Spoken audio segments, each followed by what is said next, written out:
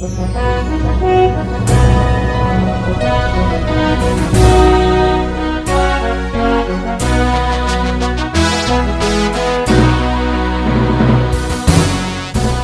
bagi saudara sekalian. Marilah kita siapkan hati dan pikiran kita untuk menyambut firman Tuhan. Kita berdoa. Damai sejahtera Allah yang melampaui segala akal, itulah yang memelihara hati dan pikiranmu di dalam Kristus Yesus Tuhan kita. Amin. Jemaat yang terkasih, firman Tuhan yang menjadi nas khotbah di Minggu Estomihi tanggal 19 Februari tahun 2023 diambil dari surat 2 Petrus yang pertama ayat 16 hingga ayat 21. Beginilah firman Tuhan. Sebab kami tidak mengikuti dongeng-dongeng isapan jempol manusia ketika kami memberitahukan kepadamu kuasa dan kedatangan Tuhan kita Yesus Kristus sebagai Raja. Tetapi kami adalah saksi mata dari kebesarannya. Kami menyaksikan bagaimana ia menerima kehormatan dan kemuliaan dari Allah Bapa ketika datang kepadanya suara dari Yang Maha Mulia yang mengatakan, inilah anak yang kukasihi, kepadanya lah aku berkenan. Suara itu kami dengar datang dari surga ketika kami bersama-sama dengan dia di atas gunung yang kudus. Dengan demikian kami makin diteguhkan oleh firman yang telah disampaikan oleh para nabi. Alangkah baiknya kalau kamu memperhatikannya sama seperti memperhatikan pelita yang bercahaya di tempat yang gelap sampai fajar menyingsing dan bintang timur terbit bersinar di dalam hatimu. Yang terutama harus kamu ketahui ialah bahwa nubuat-nubuat dalam kitab suci tidak boleh ditafsirkan menurut kehendak sendiri, sebab tidak pernah nubuat dihasilkan oleh kehendak manusia, tetapi oleh dorongan Roh Kudus orang-orang berbicara atas nama Allah. Demikian firman Tuhan. Adapun yang menjadi tema dalam ibadah Minggu Estomihi tanggal 19 Februari tahun 2023 adalah Yesus Sang Raja yang Maha Mulia. Saudara terkasih di dalam nama Tuhan Yesus, seorang yang disebut sebagai saksi adalah seseorang yang mampu menjelaskan atau membuktikan sebuah peristiwa yang telah terjadi lewat apa yang ia lihat dan ia dengarkan sendiri. Tentunya bukan hal yang mudah menjadi saksi, karena seorang saksi harus mengorbankan waktu, tenaga, dan kenyamanan hidupnya. Terlebih lagi ketika seorang mau menjadi saksi Kristus yang juga harus berkorban dan harus menghadapi beragam tantangan. Sebahagian orang akan menerima kesaksiannya itu, namun tak jarang penolakan dan penganiayaan juga dialami oleh saksi Kristus. Seseorang yang menyerahkan dirinya sebagai saksi Kristus mungkin akan dihargai, namun bisa juga dihina. Inilah konsekuensi dari seorang saksi Kristus. Namun sesungguhnya, apapun yang akan terjadi, seorang saksi Kristus harus tetap setia mengemban tugas kesaksiannya itu, agar semakin bertambahlah jiwa yang beroleh keselamatan di dalam diri Tuhan Yesus. Jemaat yang terkasih, firman Tuhan saat ini mengisahkan bagaimana Simon Petrus selaku rasul dari Tuhan Yesus yang juga sekaligus sebagai penulis surat Petrus ini, di mana ia mengalami berbagai pergumulan di tengah pelayanannya. Ia mendengar kabar bagaimana orang Kristen di daerah Asia kecil saat itu dihempang oleh berbagai tekanan dan aniaya. Berbagai pengajaran palsu bermunculan saat itu yang berupaya untuk mengecohkan iman orang Kristen. Di antara para penyesat pada saat itu mengatakan bahwa berita tentang Yesus, segala karyanya dan pengorbanannya hanyalah tahyul belaka, berupa dongeng isapan jempol manusia. Hal ini membuat gempar situasi kekristenan pada saat itu. Dan untuk menjawab itulah, Rasul Petrus memberikan kesaksian lewat suratnya ini, di mana ia dengan tegas menyaksikan siapakah Yesus itu, apa yang telah ia lakukan. Dan sungguh benar bahwa Tuhan Yesus adalah Tuhan, Raja, dan Juru Selamat dunia ini. Apa yang diberitakan Petrus sungguh-sungguh benar, sebab ia adalah salah satu saksi dari keberadaan Tuhan Yesus.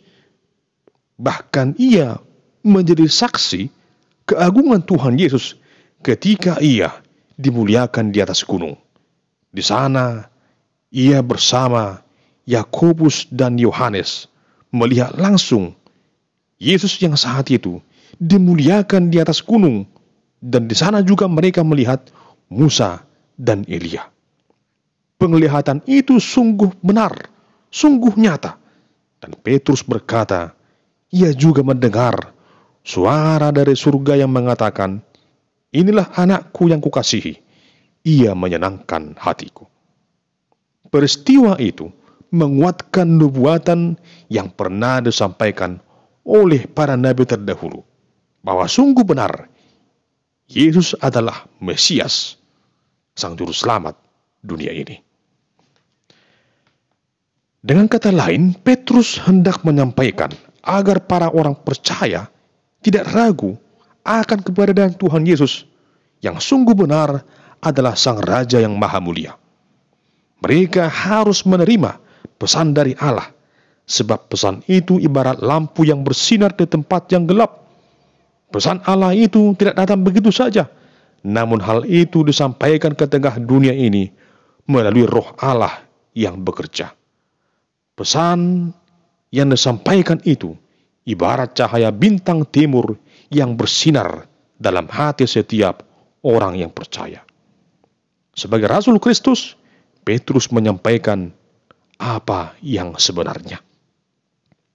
Jemaat yang terkasih, seperti Simon Petrus yang dipakai oleh Tuhan Allah di tengah dunia ini untuk memberitakan Injil Kristus, maka demikianlah seharusnya kita memiliki kemauan dan keberanian untuk menjadi saksi Kristus.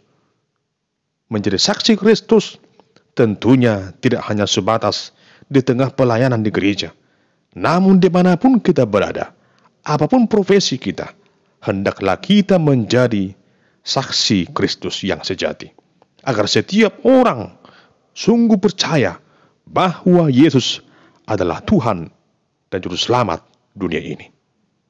Adapun cara kita bersaksi adalah lewat cara hidup kita yang benar, dari setiap perkataan dan tingkah laku kita, sehingga orang-orang akan mengenal siapa Yesus yang sungguh agung itu lewat kehadiran kita.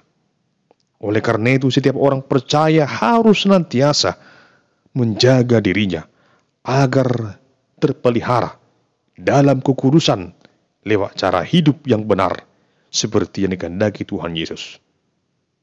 Kolose 2 ayat 6 berkata, kamu telah menerima Kristus Yesus Tuhan kita. Karena itu, hendaklah hidupmu tetap di dalam Dia. Jemaat yang terkasih, saat ini lewat firman Tuhan, kita diberi kesempatan untuk merenung di dalam diri kita masing-masing tentang pengenalan kita akan Yesus yang sesungguhnya. Mungkin saudara sudah begitu lama mengenal nama Tuhan Yesus. Mungkin saudara dilahirkan dalam keluarga Kristen. Mungkin saudara sudah melihat karya Yesus dalam diri orang lain. Namun satu hal yang perlu saudara renungkan saat ini, bagaimana karya Yesus dalam kehidupan saudara. Simon Petrus mengalami perjumpaan yang luar biasa dengan Tuhan Yesus. Dari seorang nelayan diubahkan menjadi Rasul Kristus yang penuh dengan kuasa. Jemaat Tuhan, mari sungguh-sungguh percaya hanya kepada Tuhan Yesus, Sang Juru Selamat dunia ini. Percayalah kepadanya bahwa Dialah Sang Raja yang Maha Mulia. Ketika kita sungguh-sungguh percaya kepadanya dan menyerahkan hidup kita ini hanya kepada Tuhan Yesus, maka damai sejahtera Allah yang melampaui segala akal akan menyertai kehidupan saudara. Memang benar, dunia ini akan selalu berupaya mengecohkan iman orang percaya. Akan datang para penyesat yang selalu berupaya untuk menghina iman Kristen itu, menghina Alkitab, sumber firman Allah yang sejati, menghina berbagai hal yang berkaitan dengan iman Kristen.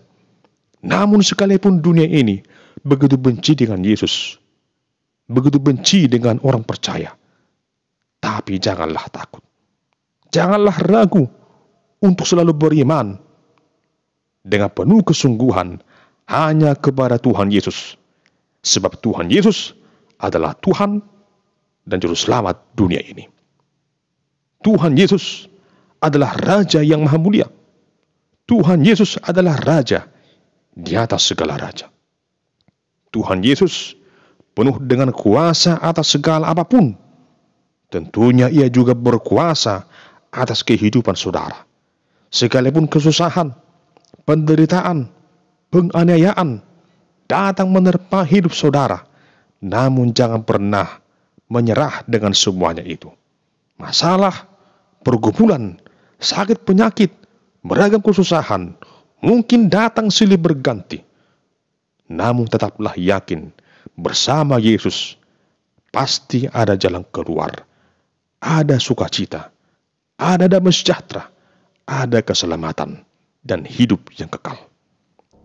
Ingatlah jemaat yang terkasih, Tuhan Yesus adalah satu-satunya jalan, kebenaran, dan hidup.